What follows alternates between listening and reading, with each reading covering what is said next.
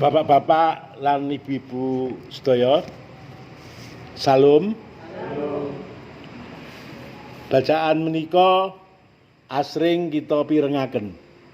Ya, kita sering mendengar khotbah baik di gereja, kebaktian rumah tangga, atau di rumah kita sendiri-sendiri, sering mendengarkan cerita tentang perumpamaan anak yang hilang. Bapak-bapak dan ibu-ibu, dari bacaan Lukas 15 ayat 11 sampai 32, di sini menceritakan tentang anak yang hilang. Jangankan anak, bapak-bapak dan ibu-ibu, benda saja kalau hilang, kepunyaan kita, itu kita rumangsa getun, rumangsa kecewa, ya, lebih-lebih anak. Begitu anak yang hilang, apakah itu karena kesalahannya, apakah karena itu penyebab lain, kemudian pulang mendatangkan yaitu senang dari orang tua. Saya sendiri kehilangan saudara sudah beberapa tahun, adik saya pada waktu dirawat di Jombang dibawa oleh Pak Bayu di sana, ya. Setelah dari gereja pulang kemudian hilang, tidak pulang ke tempat asrama. Begitu kecewa saya, begitu susah saya, sampai sekarang belum ketemu. Bapak dan Ibu, apabila ada keluarga kita yang hilang, mungkin bermacam-macam anggapannya, ya, karena kesalahannya, karena penyebab lain dan sebagainya. Lebih-lebih anak yang hilang tadi pulang lalu bertobat, merasa menyesal meninggalkan orang tuanya, merasa kecewa, kemudian siap untuk melaksanakan hidup yang lebih baik. Disitulah orang tua merasa senang.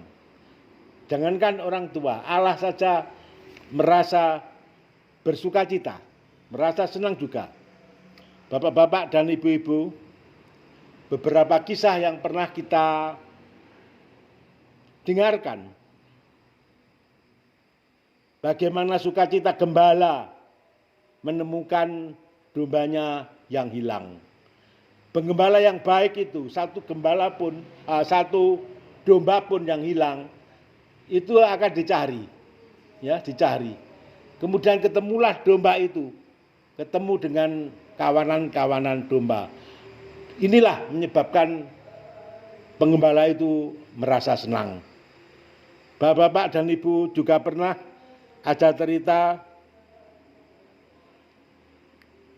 seorang perempuan yang kehilangan uang dirhamnya, di mana uang dirhamnya itu ditemukan. Alangkah perempuan itu merasa gembira. Ini juga pernah kita dengar di Alkitab. Bapak dan ibu, dan di sini kita mendengarkan bapak kehilangan anak yang hilang, tentunya merasa senang. Bapak-bapak dan ibu-ibu yang dikasihi dan mengasihi Tuhan, anak yang lama tidak pulang, kemudian pulang dengan meminta maaf kepada orang tuanya, kepada ayahnya. Begitu senangnya ayahnya itu, ya, ayahnya akan senang. Bapak dan ibu, kalau kita lihat dari bacaan ini ada 3 pelaku di sini. Yang pertama yaitu anak sulung. Anak sulung yaitu bagaikan orang Farisi atau ahli Taurat. Anak sulung ini aktif melakukan kehendak ayahnya, ke gereja rajin, berdoa rajin, ya, berbakti rajin, ke sawah rajin, baik sekali. Namun di balik itu hatinya ada yang munafik. Hatinya masih ada kepahitan. Kelihatannya bagus ke gereja, berbakti, ya, berdoa, membantu orang tuanya di kebun, namun masih mempunyai kepahitan. Ya. Bagaikan orang Farisi. Bapak-bapak yang kedua yaitu anak bungsu. Anak bungsu ini adalah anak yang nakal, anak yang mursal, menghambur-hamburkan uang orang tuanya sampai makan saja tidak bisa, ya, makan kotor, apakan babi, ya, apa namanya itu ampas. Di rumah bapak itu banyak makanan, pembantu-pembantunya itu makan berkecukupan. Mengapa saya harus makan makanan babi? Begitu susahnya. Dan pada waktu itu memang situasi ekonomi yang sedang melanda krisis. Bapak-bapak dan ibu-ibu, dengan demikian anak yang bungsu ini merasa berdosa. Dia ingin pulang, mengakui kesalahannya. Kalau bapak-bapak dengan melihat di sini antara anak yang bungsu dan anak yang sulung, ya. Anak yang sulung ini bagaikan orang Farisi. Anak bungsu ini adalah orang yang berdosa, bertobat. Kira-kira milih yang mana? Buku malam milih yang mana? Anak yang bertobat. Walaupun semursal apapun, senakal apapun, ya, anak yang berpoya-poya dalam kehidupan malam, pelacur, judi dan sebagainya, namun dia ingin pulang ke ayahnya untuk bertobat. Betapa senangnya orang tua, lebih-lebih Tuhan. Kemudian pelaku yang ketiga adalah ayah atau bapak. Jadi anak sulung, anak bungsu, kemudian ayah. Ayah di sini atau bapak di sini adalah diibaratkan Allah sendiri.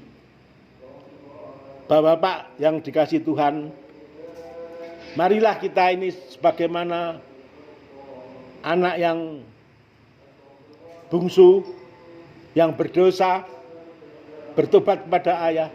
Bukankah kita ini juga seperti orang Farisi?